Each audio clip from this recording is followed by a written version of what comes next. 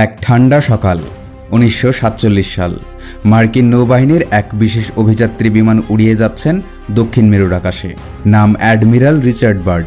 তার বিমান যখন মেঘের ভেতর দিয়ে নিচে নামতে শুরু করলো, তখন হঠাৎ দেখা গেল বরফের নিচে কোনো শহর, সবুজ গাছ, নদী, এমনকি উষ্ণ বাতাস। কিন্তু দক্ষিণ মেরু তো পুরো বরফে ঢাকা।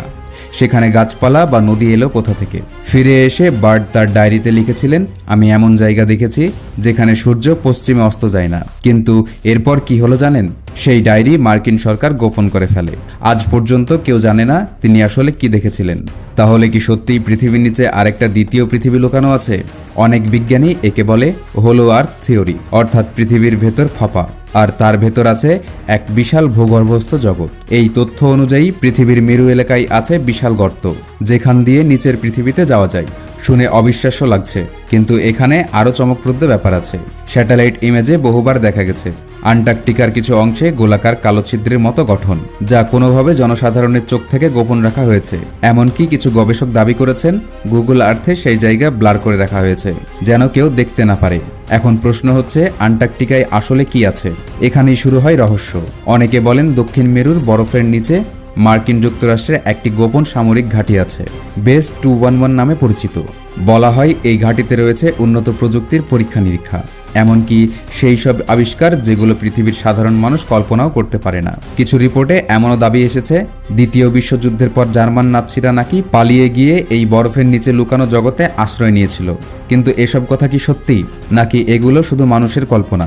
এখন একটু ভাবুন, আমরা যেভাবে পৃথিবীকে জানি তার নিচে যদি সত্যিই আরেকটা বিশাল জগৎ থাকে, যেখানে আলাদা প্রাণী, আলাদা সভ্যতা, এমনকি আলাদা সূর্যের মতো কোনো শক্তির উৎস থাকে, তাহলে কেমন হবে? কিছু তথ্য বলছে সেই ভেতরের পৃথিবী আলো পায় এক বিশেষ ইনারশান থেকে, আর সেই জগতে থাকতে পারে বিশাল প্রাণী, ডাইনোসরের মতো জীব, যাদের অস্তিত্ব বিজ্ঞান বহু আগেই বিলুপ্ত বলে ধরে নিয়েছে। কিন্তু যদি তারা বিলুপ্ত না হয়, বরং লুকিয়ে থাকে পৃথিবীর নিচে, তাহলে কি হবে?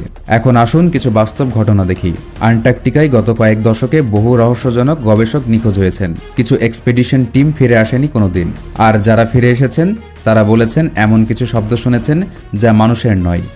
বিজ্ঞানীরা বলেন অভ্যন্তরীণ ভূমিকম্পন, কিন্তু প্রত্যক্ষদর্শীরা বলেন এগুলো নিচের পৃথিবী থেকে আসা প্রাণীর শব্দ। এমনকি কিছু সাম্প্রতিক তথ্য অনুযায়ী মার্কিন সরকার নাকি দক্ষিণ মেরুর কিছু এলাকা সম্পূর্ণ নিষিদ্ধ করে দিয়েছে। সেখানে সাধারণ কেউ প্রবেশই করতে পারে না। প্রশ্ন হচ্ছে, কেন? যদি সবকিছুই বরফ আর পাথর হয়, তাহলে গোপন রাখার কারণ কি? এখন আপনি নিজেই ভাবুন, পৃথিবীর নিচে দ্বিতীয় পৃথিবী কি সত্যিই আছে, নাকি এটা শুধু মানুষের কল্পনা, রহস্য আর ষড়যন্ত্রের মিশ্রণ? যদি সবকিছুই মিথ্যা হয়, তাহলে এত প্রমাণ, এত রিপোর্ট আর এত গোপনীয়তা কেন? কেন সরকারগুলো এখনও আন্টার্কটিকার ভেতরের কিছু অঞ্চল প্রকাশ করছে না? এই প্রশ্নগুলোর উত্তর হয়তো একদিন আমরা পাবো, অথবা হয়তো কখনোই পাবো না। কারণ সত্য সবসময় চোখের সামনে থাকে না, কখনো কখনো সত্য লুকিয়ে থাকে পৃথিবীর নিচেই। আপনার কি মনে হয়, সত্যিই কি পৃথিবীর নিচে আরেকটা জগৎ লুকানো আছে, নাকি সবটাই এক বিশাল মিথ? কমেন্টে আপনার মতামত লিখুন, কারণ এই রহস্যের উত্তর হয়তো আপনার ভাবনাতেই লুকিয়ে আছে।